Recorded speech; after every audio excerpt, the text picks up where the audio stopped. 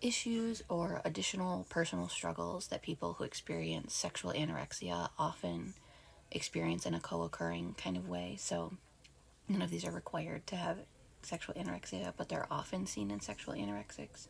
This is from Sexual Anorexia by Patrick Carnes.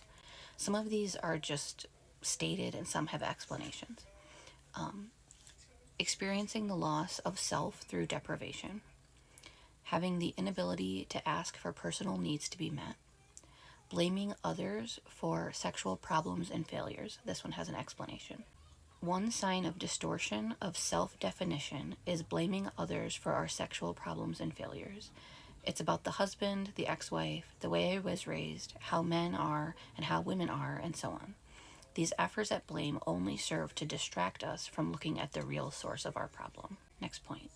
Having inadequate boundaries with others around sex and feeling confused about values. The issue is, of course, symptomatic of the loss of self and the confusion this brings. We should expect value conflict and confusion. This is part of the process, a process that leads us to ourselves where we must confront our pain. Next point. Remaining little when one needs to be full-sized as a sexual person. This one also has an explanation. Full-sized men and women are grown-ups who take responsibility for themselves. They don't see their problems as the fault of other people. My inability to be orgasmic is not about you. It's about me and my orgasm. Children want to be taken care of and let adults make their decisions. Full-sized people take responsibility for their own lives. Next point. Sending conflicting messages about sexuality to others because of internal inconsistencies. Explained. If we're not consistent, we will give others in our lives double messages. Here's an example. Sue has an attraction for those of the same gender, but feels that she could never act on it. Her relationships, however, operate with this pattern.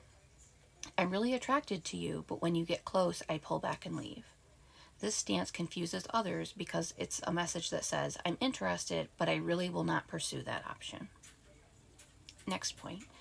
Overcoming fearful, reluctant, and indecisive stances towards others. Explained.